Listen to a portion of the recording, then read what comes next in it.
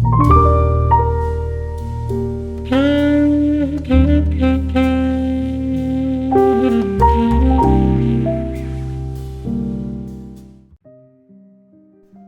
guys, I was reading this book, and in the second paragraph of the first page of the book, the author mentioned that the art of painting and properly speaking cannot be taught, and therefore it cannot be learned. Well, of course, there is more to it, and I'll tell you about the entire story in a minute. But before that, let me tell you what's going on in this video.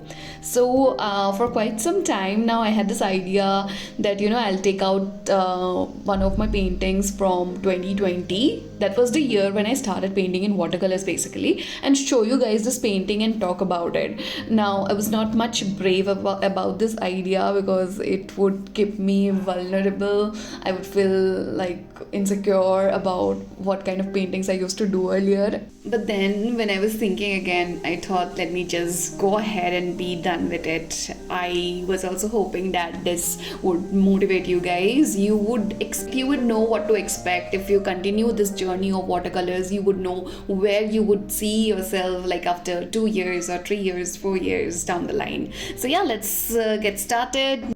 So far I have made a thumbnail and then sketched a painting. This is the watercolor set I am using for this painting. It's Winsor & Newton pocket set of watercolors, and we'll quickly start painting, start adding color to our sketch. Now I would be showing you guys my old painting. Of course I would do that, but just bear with me. Let us first draw the painting today, and we will compare it with my old paintings. So yeah, let's do it.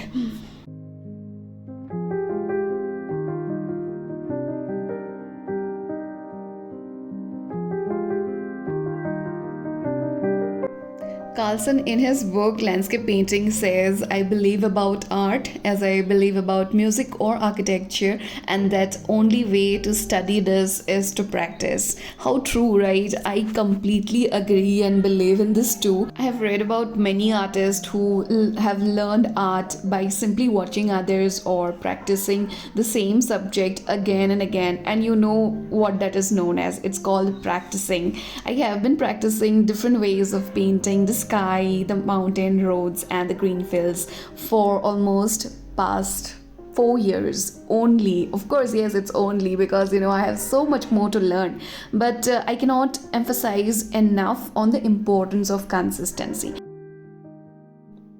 What is the meaning of consistency? I am not saying you to paint every single day, but yes, you must take out time and do it more frequently. It's not that you have painted a landscape today and then for a week or two you forgot and you did not even look back what you have done, or picked up your paintbrush or your sketchbook, or did not even watch a video or tutorial. Then that's not consistency. And by doing this, if you have spent the entire year and it's been 2 years, you are looking back, you're thinking, I have not even improved anything in my craft, then that's a mistake. That's not how you will calculate your learnings and practicings. You have to give a dedicated time, 10 minutes, 15 minutes, or an hour, whichever is suitable for as per your time, as per your schedule, and give this time to your craft.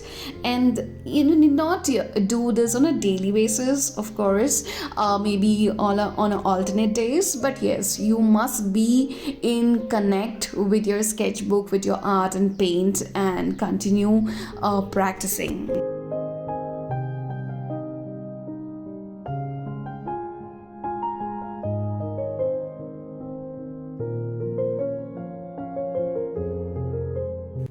There are other important aspects to remember as well, like being a self-critic, devotion and time management, because let's face it guys, we are not entirely free our 24 hours of the day, right? I mean, some of you might be working full-time or studying, or just your home chores maybe.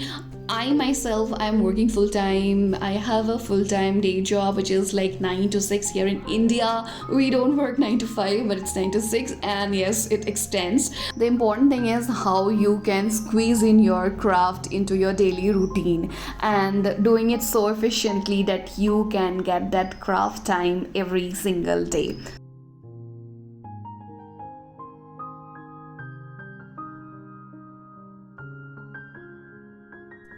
While I was doing this painting, watching my old painting and doing a new one, I was quite nostalgic, you guys. I could remember, I like went back in time and I was thinking about those days, my thoughts, how I used to think and paint in those old days. Let me tell you one thing about 2020. So basically, once I started painting in watercolors and little bit I improved, I started to create YouTube videos about it. I was so crazy about YouTube, and that was the first time I opened a YouTube channel. But after making videos for a few months, I just closed that account permanently, and I just stopped recording. I did not get much subscribers back then. I think it was 200 or 250 something. But you could at least be kind on me and give me the credit of my hard work and dedication. Fast forward to 2024, I thought it's a right time to again think about my dream of YouTube. So I opened a YouTube channel and now I have got 1700 of you in this channel, and I'm so glad about it. Guys, I believe in one thing, that if you want something, if you think about it, if you dream about it and you want it badly, you should try to reach out to it. You should do your actions, believe in your actions, what you are doing towards your goals, towards your dreams. There is nothing called gone time, or there is no time, or I am so old and I have already lived my life, or I have too much of work. All these are excuses, guys. Just grab a sketchbook, grab your stuff, your materials, and just get going. Not even about painting, any craft, any sports, or any new practice you want to adapt in your life. Just give yourself the credit of doubt and just go ahead. Go ahead. In Hindi there's a saying, toot paro. So yeah, guys, just go ahead and hit it hard.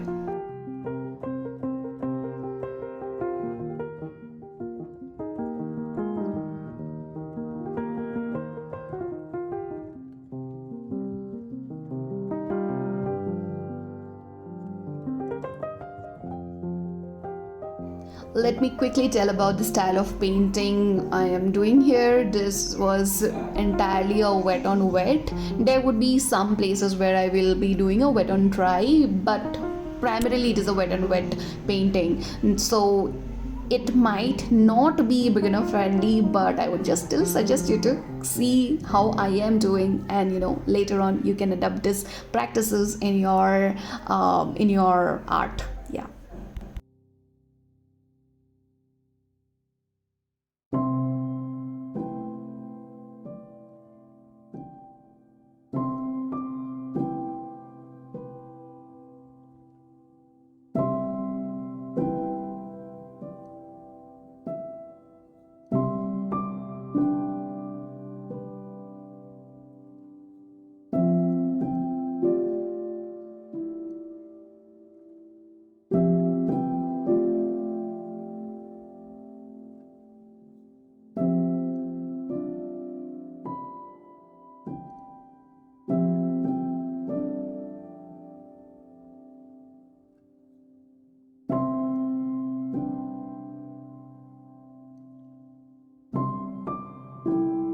I hope you guys are enjoying the video. There was a video I was watching last night, and I was really surprised by whenever the YouTuber used to say subscribe to my channel, and the subscribe button just glows up. I too wanted to try this unique feature which YouTube is providing, so I want to experiment it in this video. So I'm saying, you guys, please subscribe to my channel, and truthfully speaking, I would like you to subscribe only if you like my content. Okay, yeah, let's keep watching.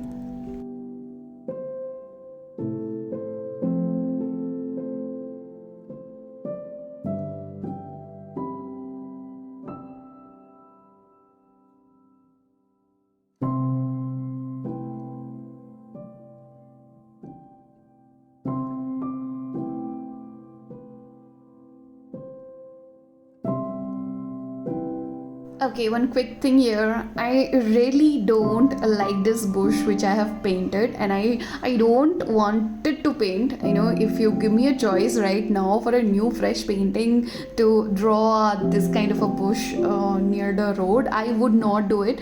I just painted this one for the sake of matching it with the older painting. You will see it in a minute, but yeah. So we are done with the painting, guys. Let me just draw a few more blades of grasses here and we'll see the final look.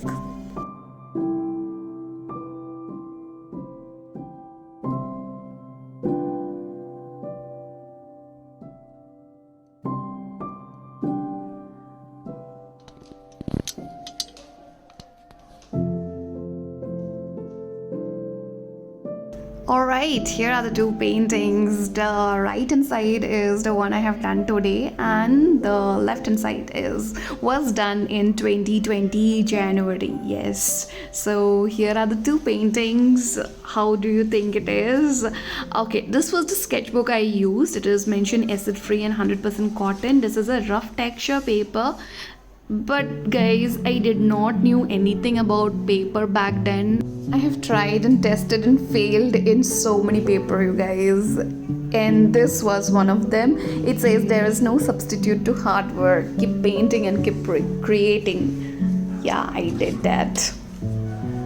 Alright, I'm not confident enough to show you other paintings, so I'll just stick to the one which we are talking about today. So these are the two paintings side by side. I'm sure you can definitely see a difference right away, but we will still discuss. So firstly, about the background foliage trees here. These are blur images I have drawn, and here I did not know what to do. So yeah, this is how it looked.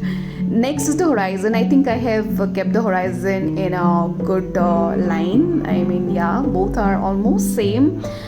The tree trunks are like hanging somewhere, and about the size of the trees, if you see, they are both looking same size, which is not correct. In the next picture, if you see, the background tree is smaller than the foreground tree, which is a right way of drawing the trees.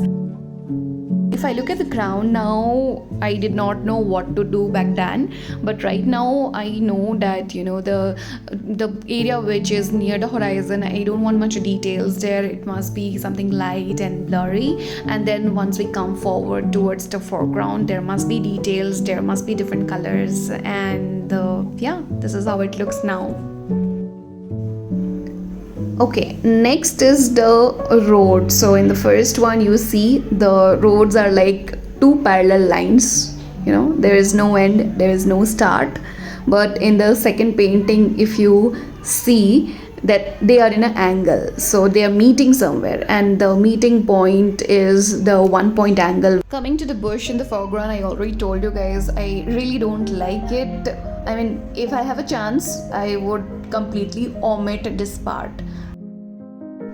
About the birds, oh my god, I can't believe I did this. I mean, two birds of the same size, same structure, and this looks very artificial. But in the second one, I have painted many different birds in different sizes, so it looks more real. So yeah, these are the two paintings side by side. I hope you see the difference, and this is what you can expect from yourself 2-3 years down the line, or maybe less than that. Yeah. Thank you so much for watching, you guys. Have a great day, a night, or week, and I'll see you next time. Bye.